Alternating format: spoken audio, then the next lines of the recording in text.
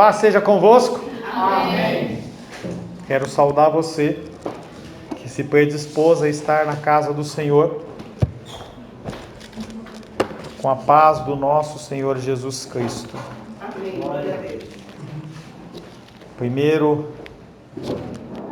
Primeira Santa Ceia, nesse ano de 2020, que já se inicia com rumores de guerra. Se vai acontecer, não sei. Não estou preocupado com isso, apesar de que nós temos que orar. Mas entenda que as coisas, ainda mais deste porte, elas estão todas elas guardadas e protegidas pelo Senhor. Não vai haver uma explosão nuclear que venha dizimar a humanidade inteira. Não existe essa possibilidade. Eu vejo uma situação como essa como uma situação de oração, sim. Uma situação que pode gerar muitos conflitos, muita dor, muito sofrimento. E nós, como cristãos, nós temos que cumprir o nosso propósito, que é de estar orando. Os guerreiros que se preparam, eles se preparam em oração. Então, separe um tempo dentro das suas orações a respeito deste tema. Mas nós, hoje, não temos guerras a não ser as nossas guerras internas. Talvez as nossas guerras internas elas sejam mais sangrentas do que qualquer guerra no mundo, porque nós não poupamos ninguém, nem a nós mesmos. Estamos trabalhando o Evangelho de João, estamos avançados no Evangelho de João capítulo 20, é o penúltimo capítulo. Em nosso último encontro, na semana passada, nós meditamos sobre o tema: seu Jesus está vivo ou está morto? Tudo bem aí? Muita risada, muita piada, muito toquinho e tal. Tudo bem? Nós estamos na casa do Senhor, é momento de leitura da palavra, de oração, é um momento de a gente estar meditando na palavra, não é momento de piadas, não é momento de brincadeiras, não é momento de nada disso, tá? É momento da gente se dedicar a ouvir a mensagem do Senhor. Em nosso último encontro estivemos meditando sobre o tema: seu Jesus está vivo ou morto? Parece muitas vezes que as nossas vidas são vividas em extremos, certo, errado, vivo, morto, preto, branco, doce, salgado. Mas será que tem que ser assim? Será que não pode ter o cinza? Será que não pode ter o café com leite? Até a gente veio agora desse fim de ano, a gente vê comidas salgadas com fruta no meio, e tem um salpicão que tem a maçã. Será que o nosso cristianismo, ele pode ser um cristianismo misturado? Sinto lhe dizer que o cristianismo, ele é algo radical, ou é ou não é. Ou você está em Cristo, ou você não está em Cristo. As pessoas, elas vivem andando de um lado para outro. Outro dia eu sou cristão, agora eu quero o mundo, e aí eu ando um pouco e eu volto, e essas idas e vindas não reflete o cristianismo. Reflete pessoas que estão ainda oscilando na sua fé, procurando aonde se firmar. O cristianismo é algo que é radical. Eu sou cristão, porque Cristo morreu por mim, e eu tenho que mudar a minha vida e o meu comportamento. Não há meio cristão, não há um cristão não praticante. Ou você é ou você não é. Com Cristo foi assim. Muitas vezes quiseram fazê-lo rei, e ele falou: não é a hora. Por mais que o meu coração possa desejar, por mais que meu coração possa ansiar por isso, não é a hora. Eu tenho que fazer o que o Pai manda. Com ele também foi ensinado: ou é sim, sim, ou é não, não. Ou eu sou, ou eu não sou. O que passa disso é do maligno. João capítulo 20, versos 6 e 7, é o versículo da semana passada, que disse: chega então Simão Pedro, que o seguia, entrou no sepulcro e viu os panos de linho ali deixados, e que o lenço que estivera sobre a cabeça de Jesus não estava com os lençóis de linho no chão, mas enrolado em um lugar à parte. Apesar do ser cristão se basear em decisões radicais, nós vemos Maria Madalena com uma fé pequena. Nós vemos os discípulos com uma fé pequena, mas não morta. E nós falamos na semana passada que uma fé pequena, ela é muito melhor do que uma fé morta. E uma fé pequena, verdadeira, ela move montanhas. A palavra havia sido semeada na vida dessas pessoas e iria dar fruto no devido tempo. Nosso objetivo maior deve ser a busca incessante da perfeição, tendo como modelo o nosso Mestre. Nós temos que olhar para Cristo e buscar dia após dia nos aperfeiçoarmos. Por isso que eu bato tanto na tecla. Tem que ler a Bíblia. Tem que ler a Bíblia. Tem que ler a Bíblia. Pastor, que chato. Tem que ler a Bíblia. Com muita alegria e prazer. Nesse ano, finalizei com a minha filha a segunda leitura da Bíblia completa de capa a capa. E isso é uma grande vitória. E eu vejo mudanças, pensamentos, ideias que ela mesma traz, porque a própria palavra, ela gera isso no nosso coração. Se não houver leitura das Escrituras, você fica refém às informações que o mundo traz. Nunca devemos esquecer que estamos rodeados de pessoas imperfeitas, que como nós tropeçam e caem. Nunca olhe para o próximo como alguém imperfeito e você como perfeito. As pessoas, elas têm este costume, em especial dentro da igreja. Eu olho para o meu crescimento espiritual, olho para o crescimento espiritual do meu irmão e eu falo, por que você não cresce? Por que você não toma essas decisões que eu já tomei há muitos anos? Pessoas imperfeitas como você é imperfeito. Pessoas que caem e tropeçam como você. Com essa visão de tolerância, e cristianismo é tolerância, e busca pela excelência, estaremos cumprindo o nosso papel. Um papel de preparar a segunda vinda do nosso Senhor. João Batista, ele veio como a voz do que clama no deserto, para preparar o caminho do Senhor. Nós vivemos hoje na Terra, no planeta Terra, num mundo deserto espiritualmente. Há deserto, não há a manifestação do amor divino. Nós temos que ser esta voz que clama no deserto, que nós possamos preparar a segunda vinda de Cristo. Cantemos sim, os guerreiros se preparam, mas os guerreiros não se preparam só para cantar na igreja. Os guerreiros têm que se preparar no quarto de oração e nos devocionais de manhã. É lá que se prepara, não é aqui na igreja cantando não. Aqui você simplesmente expressa algo que está no seu coração. Aleluia. Mas você tem que preparar no teu quarto. É na tua casa, é na madrugada, é de manhã, é à tarde, é à noite, é na leitura e na meditação da tua palavra. Porque não adianta você vir aqui e cantar, os guerreiros se preparam, e você não se preparar na sua casa. Quero convidar você a abrir a palavra de Deus no Evangelho de João capítulo 20. A palavra de hoje tem como título, o túmulo está vazio. Ainda bem que tem um crente aqui.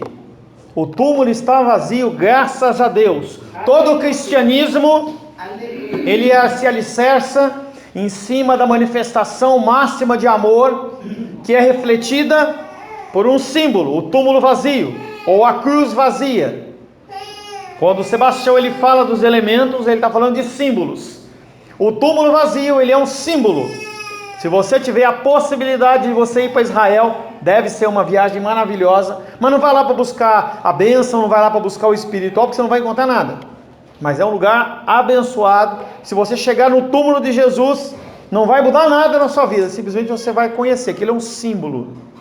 Por mais que você procure ele, você não vai encontrar, porque ele não está mais lá. Aleluia. Evangelho de João capítulo 20, versos 1 em diante. Evangelho de João, capítulo 20, versos 1 em diante. Assim diz a palavra de Deus. No primeiro dia da semana, Maria Madalena foi ao sepulcro de madrugada, sendo ainda escuro, e viu que a pedra estava revolvida. Então correu e foi ter com Simão Pedro, e foi ter com outro discípulo a quem Jesus amava, e disse-lhes: tiraram do sepulcro o Senhor, e não sabemos onde o puseram. Saiu, pois, Pedro e o outro discípulo e foram ao sepulcro. Ambos corriam juntos, mas o outro discípulo correu mais depressa do que Pedro e chegou primeiro ao sepulcro. E abaixando-se, viu os lençóis de linho, todavia não entrou. Então Simão Pedro, seguindo, chegou e entrou no sepulcro. Ele também viu os lençóis e o lenço que estivera sobre a cabeça de Jesus, e que não estava com os lençóis, mas deixado num lugar à parte. Então entrou também o outro discípulo, que chegou primeiro ao sepulcro e viu e creu, pois ainda não tinham compreendido as Escrituras, que era necessário ressuscitar ele dentre os mortos. E voltaram aos discípulos outra vez para casa. Maria, entretanto, permanecia junto à entrada do túmulo, chorando. Enquanto chorava, abaixou-se e olhou para dentro do túmulo.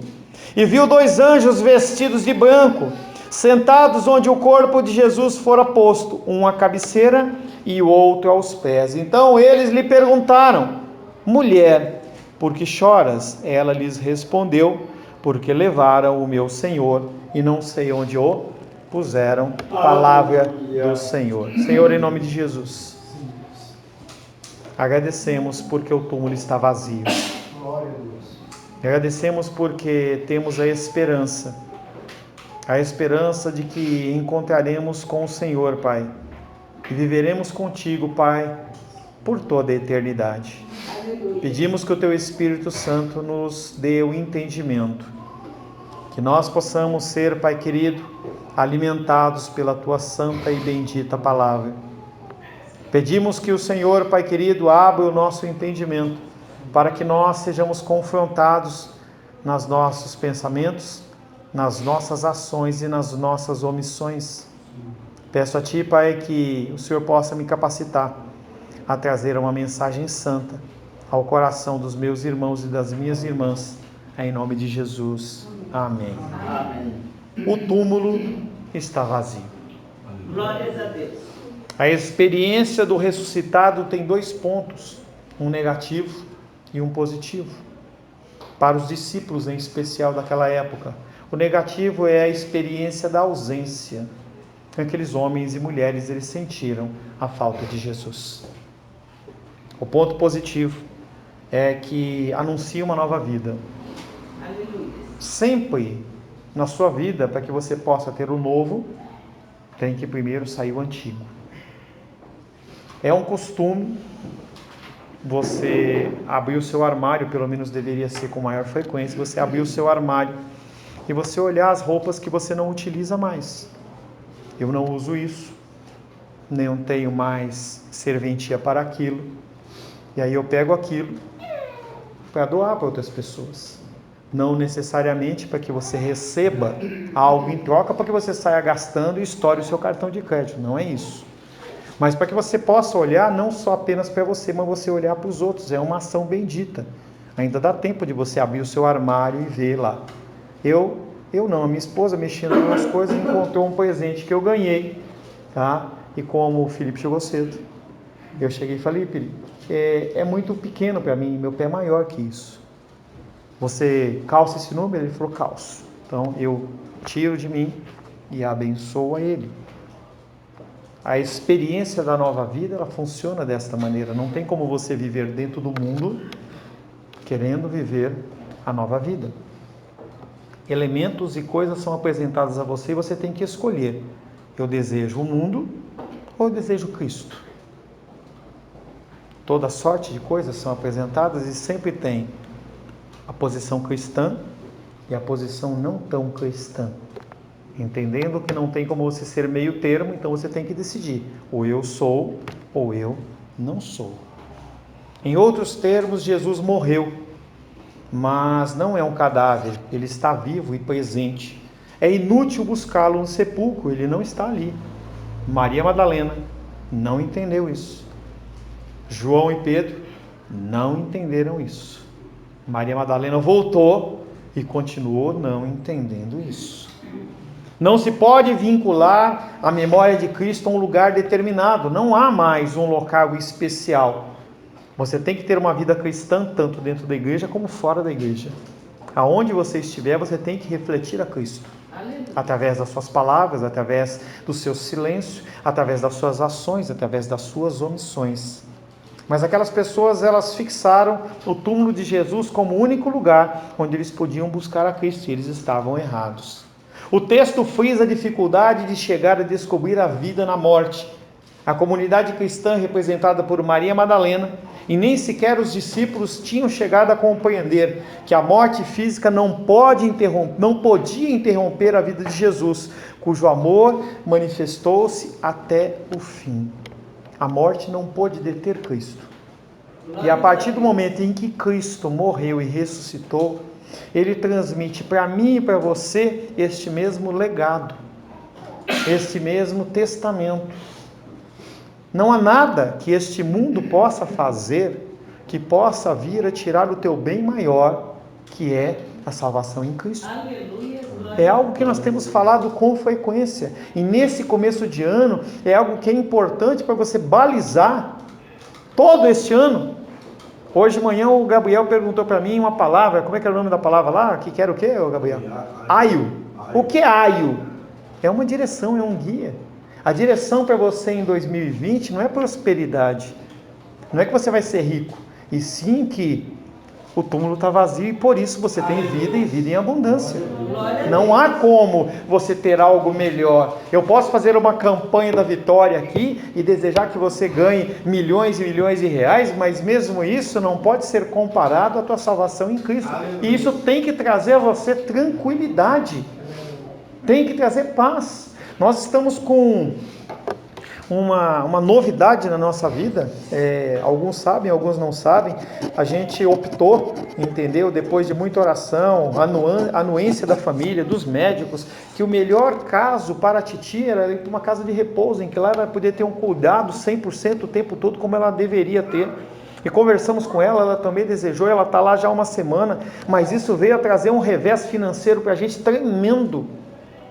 E eu estava conversando com a Rosângela, eu falo assim, há um buraco no nosso orçamento da ordem de R$2.000 a R$2.500, e eu olhei para aquilo e eu não estou preocupado. Eu falava para ela assim, de uma maneira como nunca aconteceu, meu coração está tranquilo.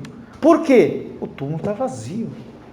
Não há nada que possa tirar a nossa paz. Eu agradeço a Deus, porque eu poderia em outros tempos estar arrancando os cabelos, mas não, o Senhor Ele traz essa paz. A ressurreição de Jesus funda e confirma a experiência cristã. O homem criado por Jesus com o Espírito possui vida. Você é uma nova pessoa, criada através da vida. É como você pegar lá aquela caixa de bolo, de pó de bolo, e você vai fazer um bolo. Antes era um pó lá sem forma. E depois você faz aquele bolo bonito com uma forma gostosa, tem mais sabor, é mais bonito, é mais agradável aos olhos. Você é igual. Você era uma massa informe. O Senhor Ele te restaura e você hoje exala o perfume de Cristo. Tomara que ninguém queira morder você, mas, entendeu? Você exala esse perfume. A ressurreição de Jesus funda e confirma a experiência cristã. Jesus Cristo criou o homem, Ele completa o projeto criador de Deus, que foi iniciado lá no Jardim do Éden. Jesus fala assim, o meu Pai continua trabalhando, e eu também trabalho. E Ele trabalha para o quê? Para que você possa ser uma nova criatura todo o tempo, todos os dias. O túmulo está vazio, o primeiro versículo que nós vamos meditar, sim, foi só a introdução. João 20, verso 8. Abra aí por gentileza. João 28.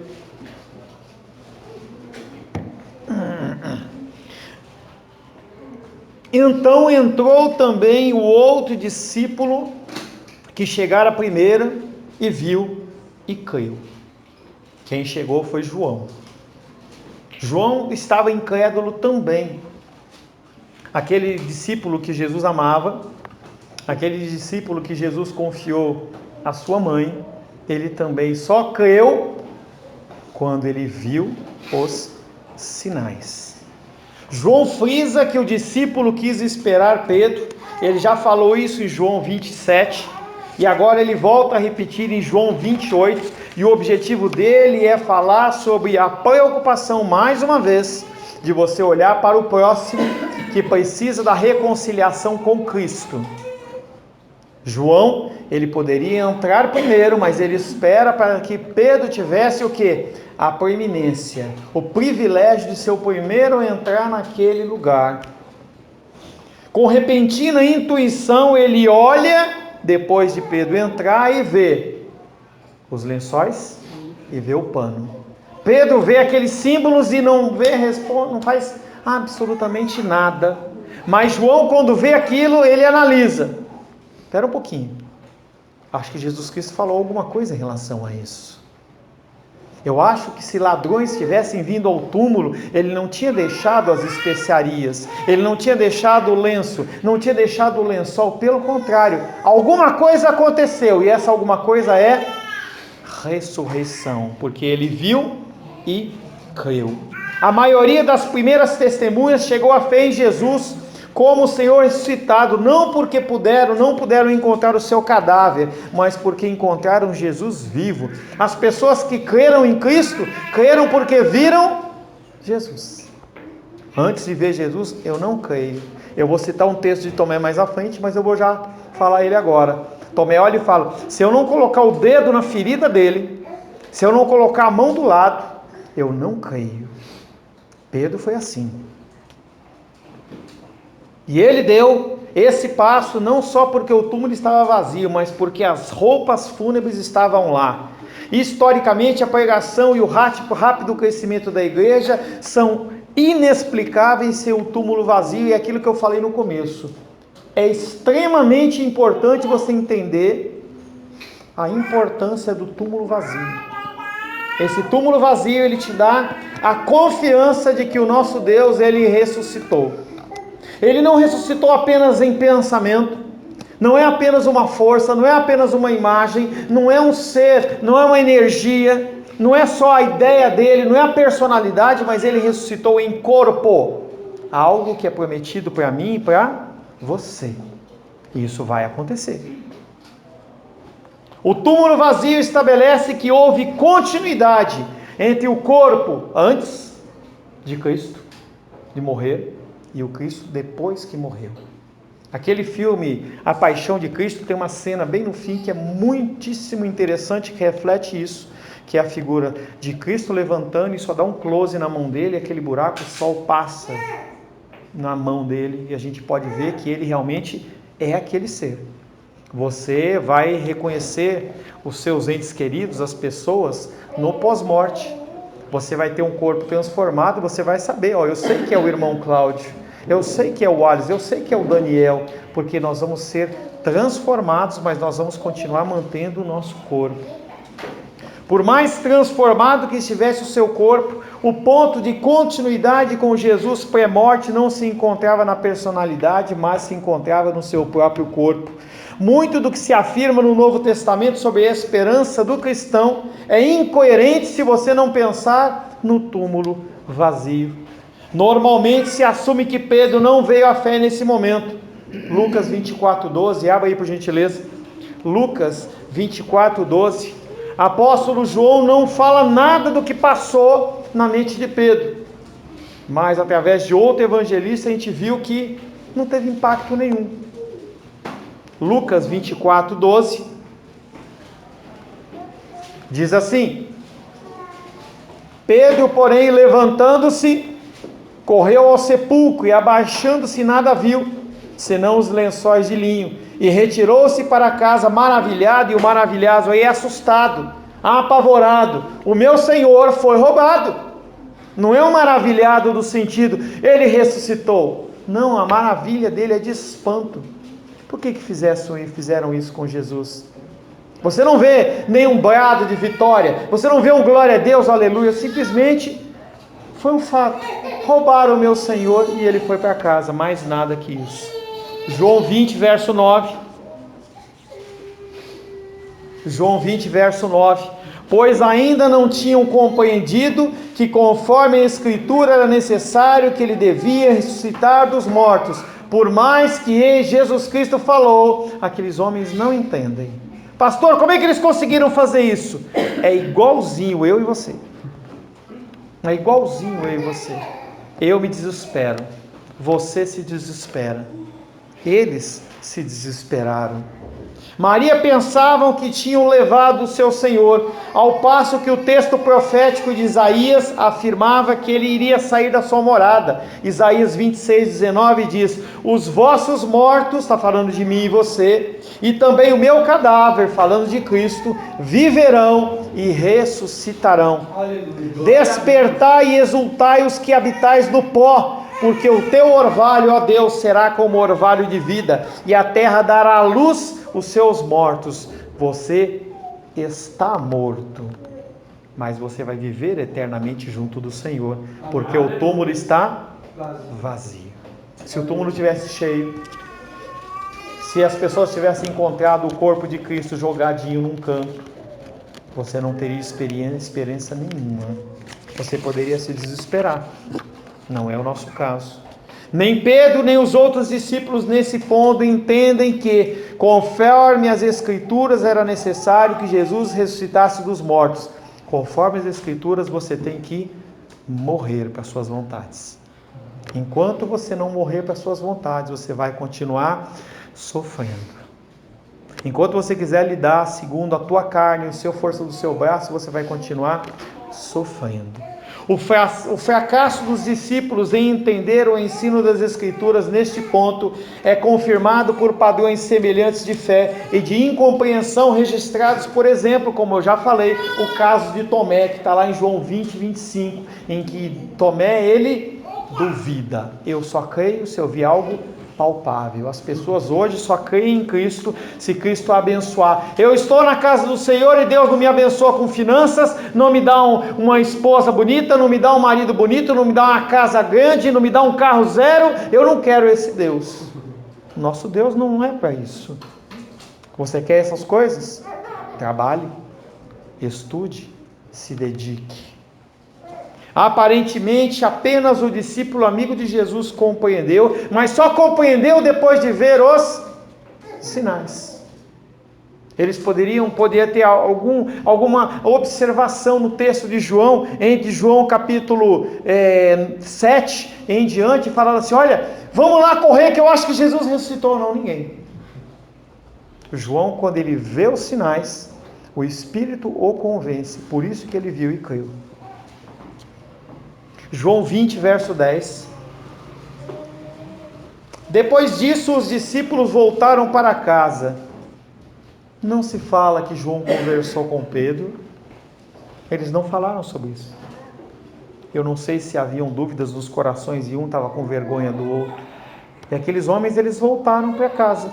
Será que se você tivesse uma experiência como essa, você iria voltar para casa? Ou você iria glorificar a Deus e ia querer viver esse momento intensamente mais? Mas o texto simplesmente fala que depois que os discípulos estiveram naquele túmulo, eles voltaram para casa. Nada mais que isso. Quem ficou lá? Maria Madalena. Vê João capítulo 20, versos 11 e 12. Aqueles homens que tinham a obrigação de professar a palavra, de demonstrar realmente o que tinha acontecido, eles foram embora. Maria Madalena, João capítulo 20, verso 11 e 12 diz: Maria estava fora chorando diante do sepulcro. Por que ela estava chorando? De alegria? Não. Enquanto chorava, inclinou-se para o interior do sepulcro e viu 2 anjos, vestidos de branco, um à cabeceira e outro aos pés de onde estivera o cadáver de Jesus. Quando João olhou, não tinha anjo. Quando Pedro olhou, não tinha anjo. Para eles deveria ser suficiente aqueles sinais, como foi a João. Para Maria precisava de algo a mais e aparecem aqueles anjos. Diferentes são as reações diante do fato da ressurreição no interior da comunidade. Diferente é a reação que você tem quando Deus age na sua vida. Eu falo sempre para as pessoas que me consultam, que falam assim: ó, eu estou com uma dificuldade tal. Falei hoje para o Alice isso. Falei assim: se esse foi o preço para que você aprenda... Falei isso para a Raiane outro dia. Se esse é o preço para que você aprenda, ótimo. Nós temos que aprender, nós temos que crescer. Maria Madalena continua chorando. Ela continua querendo encontrar o Jesus morto. Morto. Ela não quer encontrar o Jesus vivo, ela quer encontrar o Jesus morto. Maria, porém, ainda chora sem esperança, como tinha chorado as irmãs de Lázaro e os judeus por ocasião da morte dele. Aquelas pessoas não entendem o contexto cristão e divino e sobrenatural. Ela não entende que chegou a hora da alegria, não do choro. O Senhor ressuscitou. Ela então vê 2 anjos, vestidos de branco, um na cabeceira e um outro no pé. Como que era esse túmulo? Há várias possibilidades, tá? Entre elas separei 2. Uma era um buraco na parede em que simplesmente o corpo era depositado, e a outra era uma tábua de pedra ou de madeira, alguma coisa assim, em que aquele corpo ele era depositado, e provavelmente era assim que estava. A gente não sabe como estava disposto aquele túmulo, porque era uma caverna, a gente não sabe se estava num canto, se estava, isso não importa. Mas importa é que Maria Madalena não dá atenção para as roupas. Ela não vê nada, ela está tão cega que ela não consegue enxergar nada. Mesmo os anjos, ela não tem uma reação. Imagina que você esteja no seu quarto e você veja o anjo. Você acha que você vai ficar em pé? Será que você vai ficar alegre? Você vai ficar triste? Ou você vai ficar assustado? Eu lembro que na minha época pentecostal eu pedia muito para ver anjo. E quando alguma manifestação diferente acontecia, eu ficava apavorado. A nossa reação é talvez cobrir a cabeça. Mas Maria começa um diálogo com os anjos. E é relatado apenas um pedacinho desse diálogo nos versículos subsequentes. Mas ela teve um diálogo com aqueles anjos. E ela olha e... Por que João vai falar exatamente sobre esses anjos, não fala sobre a preocupação com os panos? É apresentado mais o fato para levar os espectadores a crer, não em ladrões de túmulos, mas na manifestação do poder de Deus. Para Maria Madalena, João queria, ou melhor, Deus queria que ela visse algo sobrenatural para que ela viesse a crer. Mas mesmo assim ela não crê. Você entende a dureza do coração humano? A minha dureza, a sua dureza. Nós continuamos lutando com os nossos desejos. Se você não vê a coisa como você quer, seu coração endurece. E está errado. Nosso coração ele endurece, fica duro. Pega um pãozinho e deixa ele fora da geladeira 1 dia, 2 dias. Você vai ver que ele fica duro. Para jogar ele na parede, duro.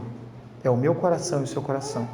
A palavra de Deus fala sobre esse coração que tem que ser mudado e transformado. Ele tem que ser amolecido. Quando você vai comer no final de ano a rabanada lá, se ela não tiver muito amolecida, não tiver bem embebida no leite, no negócio lá, ela fica o quê? Dura. Nós temos que ser embebidos por o quê? A palavra. Aleluia. Quanto mais nós bebemos da palavra, mais o nosso coração fica amolecido. Nós ficamos mais suscetíveis. O seu coração tem que ser igual ao da rabanada. Quanto mais líquido, mais ele fica encharcado. Para que quando apertar, sai o quê? Cristo. Aleluia. Agora, se você está seco, aperta, sai o quê? Nada. Talvez saia ódio, saia azedo, saia amargor, mas não sai Cristo. Os guardiões do leito são as testemunhas da ressurreição. Elas estão vestidas de branco. O branco simboliza a pureza, simboliza a ressurreição. A própria presença deles é anúncio da vida e da ressurreição, mais um símbolo.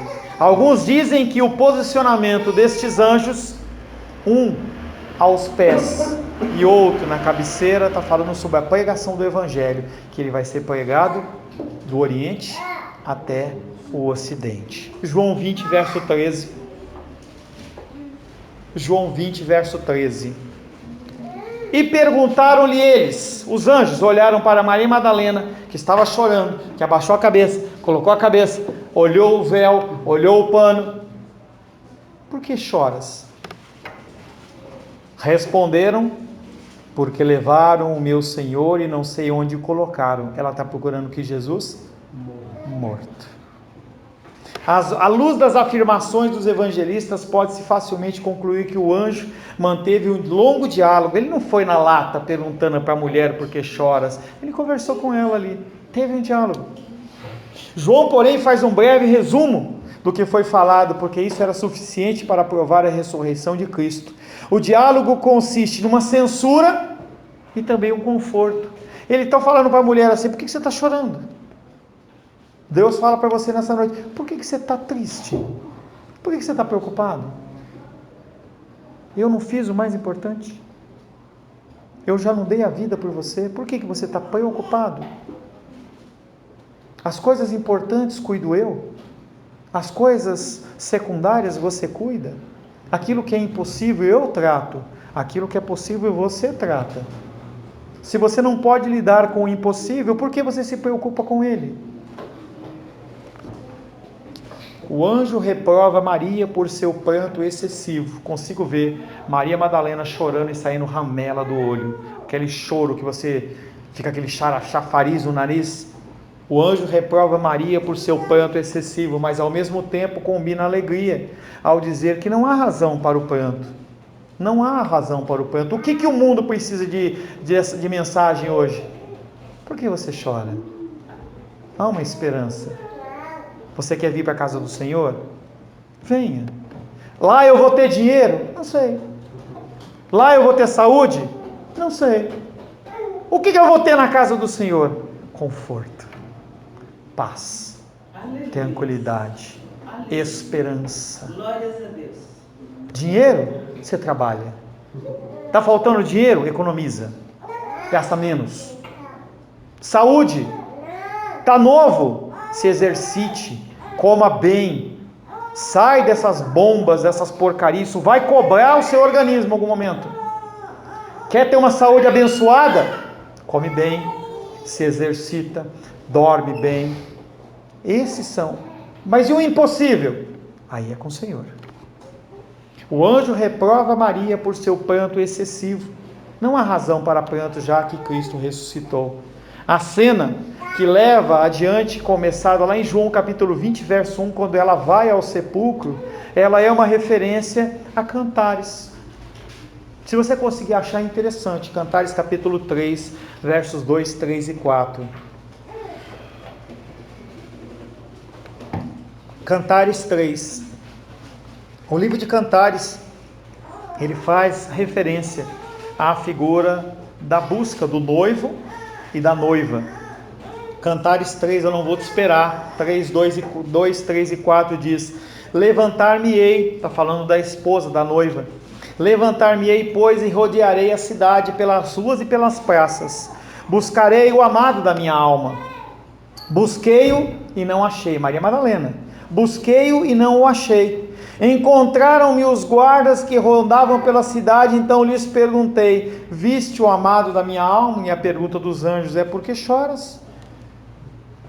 Mal os deixei, encontrei logo o amado da minha alma, agarrei-me a ele e não o deixei ir embora, até que o fiz entrar na casa da minha mãe e na recâmara daquela que me concebeu. Depois que Maria Madalena, nos versículos posteriores, encontrar Jesus, ela vai se agarrar, tanto que Jesus olha para ela e fala assim: me deixa aí, eu ainda não fiz o que eu tinha que fazer, mas ela não quer abandonar o seu Senhor. A veste e a pergunta dos anjos mostram não haver motivo para o luto. O mediador da antiga aliança morreu para reunir-se com os seus pais. Moisés morreu e está junto lá. Jesus, que funda a nova aliança, tem a vida e a fonte de vida para os seus. Mas Maria continua pensando que com a morte de Jesus tudo terminou. Entenda que o raciocínio de Maria é um raciocínio errado. O raciocínio é: Jesus ressuscitou e o túmulo está vazio. Quando você se deparar com as suas lutas e dificuldades no dia de amanhã, e toda essa semana, e todo este mês, e todo este ano de 2020, você tem que trazer à memória esta palavra. No dia 5 de janeiro de 2020, uma palavra veio e falou assim: eu tenho esperança. Aleluia. Apesar de acontecer o que acontecer, não é o fim, porque Ele ressuscitou. Senhor, em nome de Jesus, louvamos, adoramos e bendizemos o Teu nome, pelo Teu sacrifício, pelo Teu amor e pela Tua graça. Agradecemos porque o Senhor se entregou por nós, agradecemos porque o Senhor, Pai querido, pacientemente nos toma pela mão nos resgata, nos dá força para continuarmos caminhando, mesmo em meio de lutas, dificuldades, de oscilações da nossa fé. O Senhor, Pai querido, graciosamente nos perdoa e nos direciona o caminho que nós devemos seguir, Pai. Te louvamos, Pai, pelo Teu amor e pela Tua graça, porque o Senhor ressuscitou. Em nome de Jesus. Amém. Graças ao Senhor. Aleluia.